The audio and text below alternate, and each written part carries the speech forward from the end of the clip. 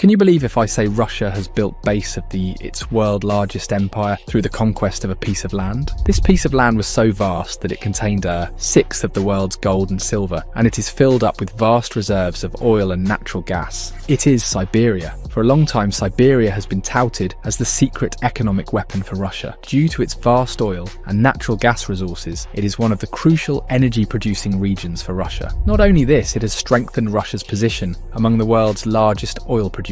But the question arises, how did Russia get its hands on this precious territory? What were the main reasons behind the Russian conquest of Siberia? Let's analyse this with a brief tour of some historical background. From a geographical perspective, Siberia is an extensive region in northern Asia. However, due to increased Russian influence since the 16th century, its roots are mostly European. It stretches in the west from the Ural Mountains to the Pacific Ocean in the east and the borders of Mongolia and China. It is known for its severe and harsh winters, but amidst its harsh terrain, it has been on the brunt of Russian occupation for centuries, as it is home to many precious minerals and natural resources. Russia started its occupation in 1581 with a Cossack expedition. This adventure was mainly done to overthrow the already ruling Khanate of Siberia. After these adventures, Russian traders gradually started building fortified towns in strategic locations. These traders wanted to get ample fruit from the trade routes passing through the Bering Sea, but there has been very little progress in Siberia. So Russia countered this challenge with the construction of a massive railroad project. That's where the Trans-Siberian Railroad came into being in 1891. The Trans-Siberian Railroad is the longest rail system, stretching 5,771 miles between Moscow and Vladivostok. Russia built it solely to extend its influence in the East Asian region. Tsar Alexander III had the vision to exploit the great natural resources of Serbia, like wheat, iron, fur and lumber. The other plan was to capture global trade from British hands. But more importantly, there was a geopolitical goal: to connect Siberia with central Russia. Under his vision, this long trade route would ensure a constant supply of troops and raw materials in case of any possible war. Additionally, this railway promised to transport raw materials from Europe to the Pacific in half the time it took by sea. That being planned, this route also threatened British dominance on their traditional trade routes.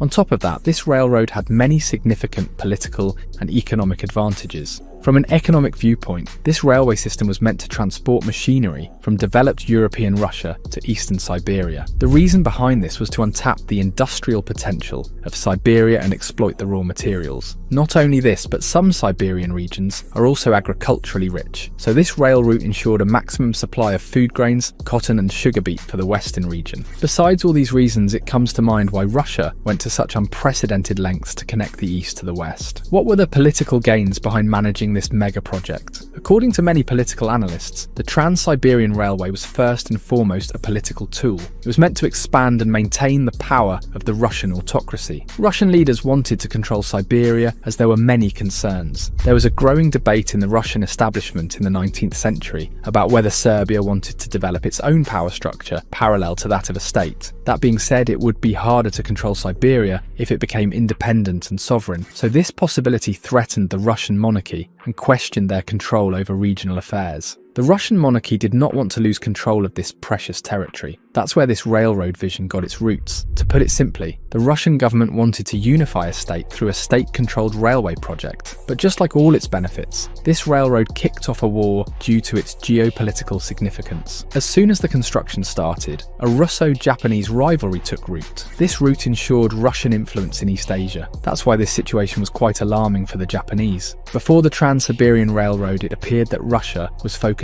only on European affairs. But as Russia turned its eyes towards the east, its intentions alarmed Japanese policymakers. So finally, a war broke out between the two in 1904 as Japan attacked Russian ships in Manchuria. Since the railroad project was underway, there was little movement of troops and supplies for the Russian army, so Russia had to suffer a humiliating defeat at the hands of the Japanese. After this disastrous defeat, the Russian War Minister acknowledged that the technological condition of the Trans-Siberian Railroad cost them a war. That is the reason Russia wanted this project to be completed as soon as possible. The successive Russian leaders worked on many fronts to pave the way for the great Russian Empire. The Tsars built towns, villages, and fortified forts in Siberia. On the other hand, the Soviets deployed millions of labourers in camps to build giant power stations, factories, mines, and railways. Besides doing some development in Siberian cities, the Soviets used it as a resource frontier and a penal colony. Under the penal system, this labour pool was utilised to dig canals, dams, roads, and oil fields.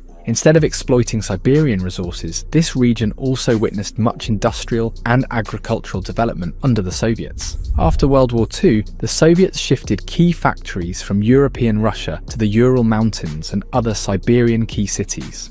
A whopping 322 manufacturing plants were installed in Siberia and other remote cities to extract oil, gas, diamonds, gold, and other rich minerals to be self-sufficient in strategic resources. Adding to that, Siberia also acted as a strategic and defensive core for the Soviets after World War II. That is the reason Soviet planners wanted to urbanize this piece of land. Simply put, they wanted to make Siberia an industrial utopia. So many cities were developed with key industries and manufacturing plants. Not only this, but proper municipal governments were set up for infrastructure and urban development. After all this, Siberian cities grew in population and size. By the 1970s, the Soviets had urbanized this coldest region to such an extent that it extended beyond another regional country. Finally, Siberia became the largest energy-producing region for the Soviets by 1980s. So it is evident that Russia pumped up a huge sum of resources in Siberia to fulfill its vested interests. And that's how Russia put its hold on this key geographical and geopolitical region for centuries. But the question is, will Siberia remain as lucrative to Russia as ever? What are your thoughts about it? Do you think Siberia will act as beneficially for Russia as ever? Let us know in the comments section. For more such videos and hot topics, stay tuned to our channel